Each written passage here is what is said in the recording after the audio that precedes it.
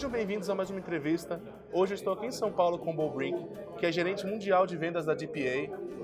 Ele é dinamarquês, está no Brasil para uma série de treinamentos e a gente está aproveitando essa oportunidade para conversar com ele, para ele contar um pouco mais da carreira dele e da tecnologia que a DPA entrega para o áudio de música, para o áudio broadcast, para o áudio de instalação.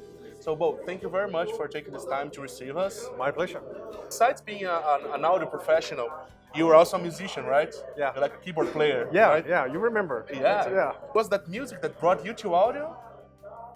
Yeah, I guess it was. I was when we were recording the first couple of albums in my band. I was very curious of the mixing consoles and the microphones and all that and mixing. I started out by building my own studios, small home studios in the basement, and then it became bigger and bigger and bigger, more and more professional. How was this transition to work as a musician, as an engineer, to the industry, to a more corporate job? Well, in the beginning, when I first started out in DPA, I was hired to be a consultant for the Danish market. It was another way of putting a salesperson, basically. But because I had this network of musicians and sound engineers, it was easy for me to do what I already did. I was approaching the sound engineers and I was talking about microphones. I wasn't really selling. I've never seen myself as a salesperson. I'm just recommending good solutions. Do you think that education is a key word for DPA right now? Yeah, I think it is the key word. It's education. It's getting rid of all the old habits, like I was talking about today. Why use dynamic microphones on drums? Getting rid of that irritating myth that you need to use dynamic microphones because condenser microphones will clip. So we need to educate people to get rid of all that muscle memory, to challenge the sound engineers to try different microphones that they used to, and maybe open their minds. It's the same as consoles and speakers and everything in this industry or in any industry. You need to be challenged to try something new. You also, you in fact made that joke about the dynamic microphone. You are not allowed to say brands because you're competitors, but I can. Do you think that the fact that people have this memory, this sounding memory of traditional microphones like SM57 for a snare drum or Neumann U87 for vocals, is that just good marketing from these brands, or is more like that engineers are too much conservative on their choices? It's a combination of the Shure SM57 is a very good microphone. I'm just saying that there are alternatives.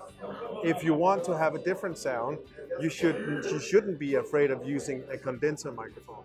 And that's basically all I'm saying. I'm not saying that you cannot use a U87 on vocals. I'm saying that a big spider web in front of the vocalist will change the sound of his voice if you don't place it right and all that. Large diaphragm microphones has their advantages. They also have their disadvantages. And that's just the boat that I'm rocking. That I want to provoke people to try to use maybe a miniature microphone when they're recording vocals. I've done that on a U57, just put a miniature microphone on the microphone so the singer thought he was singing into a spiderweb microphone, and he was actually singing or as much singing into a miniature microphone. And the singer was very curious about how I could get that sound out of this little microphone. But sometimes I think that, I don't know, a professional drummer always saw people recording his snare drum with a SM57. A professional vocalist always recorded on Neumann. Maybe the engineer just don't want to mess with the clients, don't want to make them unconfident. No, and if it's the sound of the drummer when he's amplified, the sound is always a combination of a lot of factors. It's the drum, yeah, the skin he's using, it's the drumstick. It could also be the microphone that's a part of his signature. If that's the case, stay with it, because if that's right for you, it's right for you. As the manager for global sales of DPA, I assume you are now in contact with more than just music business. You are talking with broadcasters, with theater owners, with style market. How was the transition between the segments? You that a guy that started music to start talking to people that are on the broadcast market, for instance. I would say that in general, the film guy, the sound recorders, the location sound recorders in film, they are easier to move than sound guys in the live segment. There's a lot of habits, old habits, bad habits in the live segment. Like the myth about the dynamic microphones on high SPL instruments. Large diaphragm microphone are the best for overheads, for drums. It's really hard to change that habit. Where in film, if you come up with a new exciting gadget, a gimmick or a microphone or whatever, the film guys, they are so curious. Where the live sound guys, they play safe. Yeah.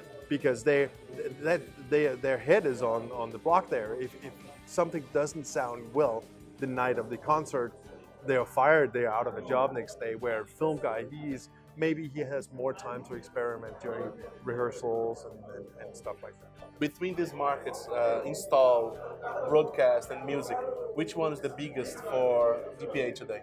Music, especially in Latin America, is growing really fast because we have a very good recognition. You saw today that there was not a single person here who has never worked with a 4099 instrument microphone. So we have a very good recognition here. We have a lot of good sales representatives here that are very good at getting the message out. That's curious because back in 2013, when we spoke at an AES 4 years ago, you told me that you were looking a way to be more popular in Brazil, that you felt that DPA was a shy guy in the room, and now you see the results today. Do you think that the new distributor, the new strategies are working in Brazil? Well, I don't know about if it's the old distributor or the new distributor that's the course of that. I just know that with a lot of focus on DPA. I've been here since we met first time 4 years ago. I've been here 5 times and doing workshops like this. And obviously, just preparing a workshop like this creates a lot of focus with the distributor. With a lot of focus also comes a lot of attention. And I think a combination of that and also that we have penetrated the live market with a lot of good sound engineers. They are using the microphones and they are advertising their use on Facebook and on Twitter and wherever they can get around with it. And that's spreading rapidly in Latin America, where we were this little before. We're not a competitor to the big American or the German microphone companies, but we are still a partner in that. Every time I speak to some professional about DPA, I often hear the phrase, "It's an amazing product, but very expensive." How do you manage this status of quality comes with a price that DPA has on the market? Well, it's difficult because we do not want to compromise on quality. If we want to go all the way down to have really cheap microphones, we had to compromise on something, which would be the sound quality or the stability, whatever. We could make the capsules in China like some of our competitors, and just add the cable and say that now they are made here. That's not what we want to do. We want to maintain that quality that is always recognized with DPA. So, and that comes with a price. What's your opinion towards the new technologies that are coming that are virtually modeling software for microphones? How did you as a manufacturer and you as an engineer sees that kind of new algorithms that can emulate any kind of microphone? Well, I welcome it very much. And if you want to emulate a color and you want to make sure that it goes exactly the right way, you would start with a transparent microphone. So if you start with a DPA microphone, you can go in any direction. Of course, if you start with a microphone that has no dynamic range and has a lot of self-noise and very low SPL handling, you cannot make it a high-end microphone. You can color it, yes. You can saturate it, yes. But you cannot go the other way. The better the rest of the audio chain is, the more audible the difference between good microphone and fantastic microphone is. Mr. Brinck, thank you very much for your time. Para mais entrevistas como essa, acesse nosso canal, nos siga nas redes sociais e fique por dentro de todas as novidades do setor no nosso site. Até a próxima!